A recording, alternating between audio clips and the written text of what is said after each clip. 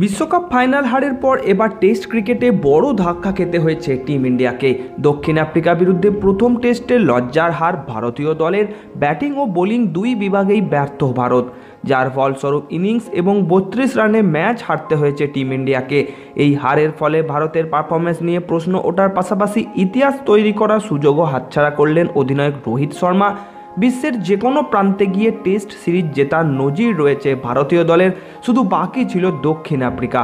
Protea ভূমিতে এই নিয়ে 9 নম্বর টেস্ট সিরিজ খেলছে ভারত, যার মধ্যে 7টি হার এবং 1টি সিরিজ ড্র করেছে টিম ইন্ডিয়া। এবারও প্রথম টেস্ট হেরে যাওয়ায় আর সিরিজ জয়ের সুযোগ নেই। ফলে কপিল দেব থেকে শুরু করে মোহাম্মদ আজহারউদ্দিন, সচিন টেন্ডুলকার, সৌরভ গাঙ্গুলি, রাহুল দ্রাবিড়, MS ধোনি, বিরাট কোহলিদের নামের তালিকায় পাশে নাম লেখালেন রোহিত শর্মাও। তবে এখনও টিম ইন্ডিয়ার কাছে টেস্ট সিরিজ ড্র করার সুযোগ রয়েছে, আর তাই কাল থেকে শুরু হওয়া টেস্ট ম্যাচের প্লেইং 11-এ দেখা যাবে একাধিক পরিবর্তন।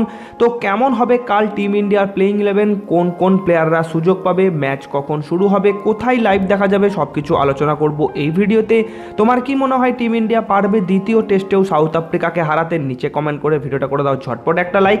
ক্রিকেট ও IPL সংক্রান্ত সমস্ত আপডেট বাংলায় পেতে চ্যানেলটিকে করে রাখো সাবস্ক্রাইব। বন্ধুরা, একে তো প্রথম টেস্টে হার, তার উপর আবার দলের তারকা অলরাউন্ডারের চোট, সময়টা একেবারেই ভালো যাচ্ছে না ভারতীয় দলের। শনিবার নেটে ব্যাট করতে গিয়ে কাঁধে চোট পেলেন বোলিং অলরাউন্ডার শার্দুল ঠাকুর। ফলে দ্বিতীয় টেস্টের আগে ভারতীয় ড্রেসিং রুমে আবার দুশ্চিন্তা। শার্দুল ঠাকুর প্রথমে থ্রো ডাউন নেট প্র্যাকটিস করছিলেন। ব্যাটিং কোচ বিক্রম রাঠোরের কাছ থেকে থ্রো ডাউন নিয়ে বল মোকাবেলা করার সময় কাঁধে বল লাগে তার।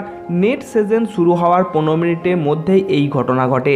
শর্ট বল ডিফেন্ড করতে পারেননি ঠাকুর, ঠিক যেমনটা হয়েছিল প্রথম টেস্টের দ্বিতীয় ইনিংসে। বল লেগেই তিনি ব্যথায় চিৎকার করে উঠলেন এবং ব্যাটিং শেষ করার পর ফিজিও তার কাঁধে বরফের প্যাক দেন। তবে এরপর তাকে আর নেটে অনুশীলন করতে দেখা যায়নি। প্রথম টেস্টে প্লেইং 11-এর অংশ ছিলেন তিনি। প্রথম টেস্টে 19 ওভারে 100 রান দেন। ব্যাটিংয়ে তার পারফরম্যান্সও খুব একটা ভালো ছিল না। তো খুব সম্ভবত শার্দুলকে দেখা যাবে না এই টেস্টে, আর তার জায়গায় দলে নেওয়া হবে মুকেশ কুমারকে।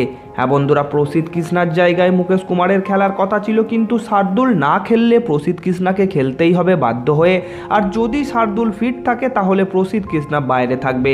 অন্যদিকে চোট থেকে সম্পূর্ণ সুস্থ অলরাউন্ডার রবীন্দ্র জাদেজা কাল প্লেইং 11-এ অবশ্যই থাকবে। তাহলে বেঞ্চে থাকতে হবে রবিচন্দ্রন অশ্বিনকে। তাহলে ওপেনিংয়ে দেখা যাবে রোহিত শর্মার সাথে যশস্বী জয়সওয়ালকে। এরপর মিডল অর্ডারে 3 নম্বরে শুভমান গিল, 4 নম্বরে বিরাট কোহলি এবং 5 নম্বরে শ্রেয়াস আইয়ার থাকবে। লোয়ার অর্ডারে 6 নম্বরে KL রাহুল, 7 নম্বরে রবীন্দ্র জাদেজা এবং 8 নম্বরে মুকেশ কুমারকে দেখা যাবে।